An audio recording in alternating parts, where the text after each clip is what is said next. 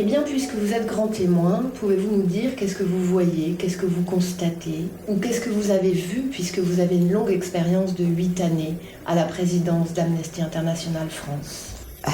Amnesty International, c'est une association de militants qui existe depuis plus de 50 ans maintenant aujourd'hui, et dont la mission est de défendre les droits, la dignité des individus partout dans le monde, sans aucune distinction. Et c'est un combat particulièrement important, parce que ce soit en termes de libertés fondamentales qui sont très attaquées, les conflits, les réfugiés, les lois antiterroristes. Aujourd'hui, on voit que nos droits sont menacés et plus que jamais, on a besoin de nous. Aujourd'hui, il y a un peu plus de 70 salariés, 50 000 membres, plus de 200 000 donateurs.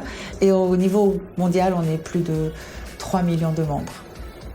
La question de la violence se pose, je dirais, de plus en plus. Ce qui est pour moi assez terrible, c'est que non seulement les États sont de plus en plus violents, et on le voit à travers des conflits comme la Syrie, mais on le voit aussi en Égypte, on le voit en Russie, on le voit partout, y compris parfois dans la réponse aux manifestations en France.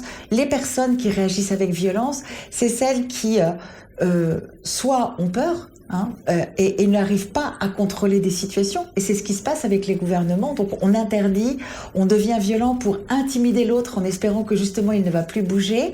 Mais en même temps, c'est aussi pour envoyer un message aux autres qu'ils ne bougent pas. Et on voit bien comment les gens peuvent être tétanisés, paralysés, parce qu'il y a un acte violent qui est commis, et donc on ne s'en mêle pas parce qu'on a peur aussi soi-même. Par contre, quand on est sûr de ces arguments, quand on sait qu'on peut convaincre, quand on sent cette force en soi de ce que je défends est légitime, il est juste, à ce moment-là, on n'a pas besoin d'utiliser la violence. Et ce qui est frappant, c'est que très souvent, d'ailleurs, les manifestations commencent de façon très pacifique.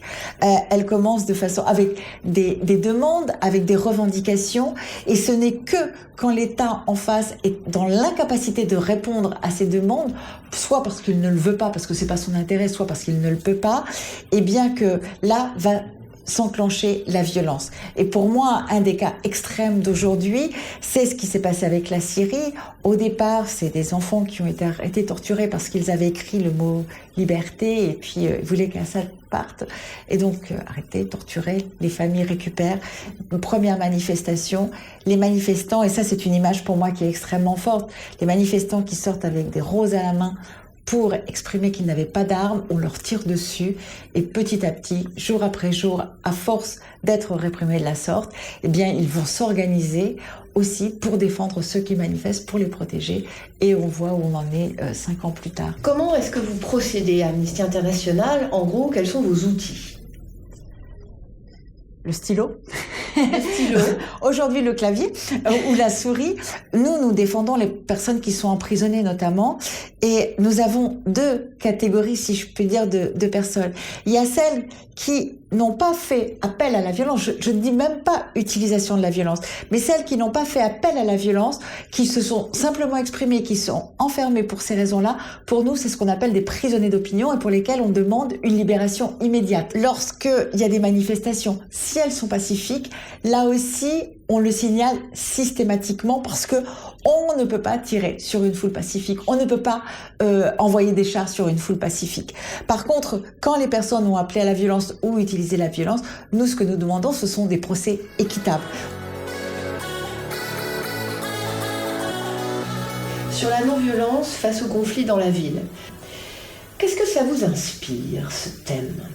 Au-delà des questions qu'on aborde généralement sur la violence de la ville, en termes de socio-économique, culturel, ethnique, etc., j'aimerais moi parler d'une question qui me tient particulièrement à cœur, c'est la violence de la ville vis-à-vis des femmes.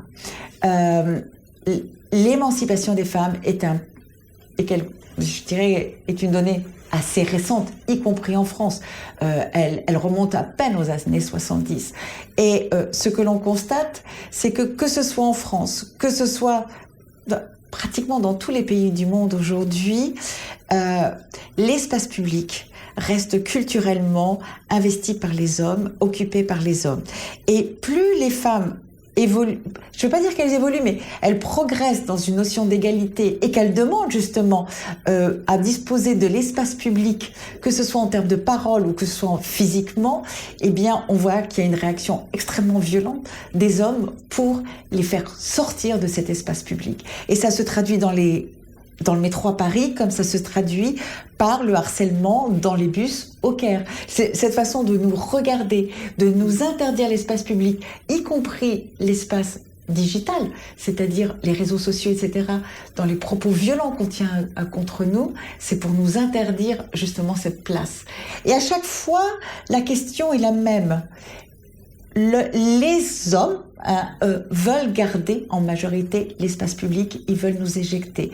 Et pour moi, il ne pourra pas y avoir de non-violence dans la ville. C'est-à-dire qu'on ne pourra pas habiter dans la ville ensemble avec une baisse très significative de la violence tant que les hommes n'accepteront pas que les femmes prennent leur place dans la cité, physiquement et dans la parole. En ce qui nous concerne, c'est dénoncer, dire, vraiment parler. C'est la parole est très importante.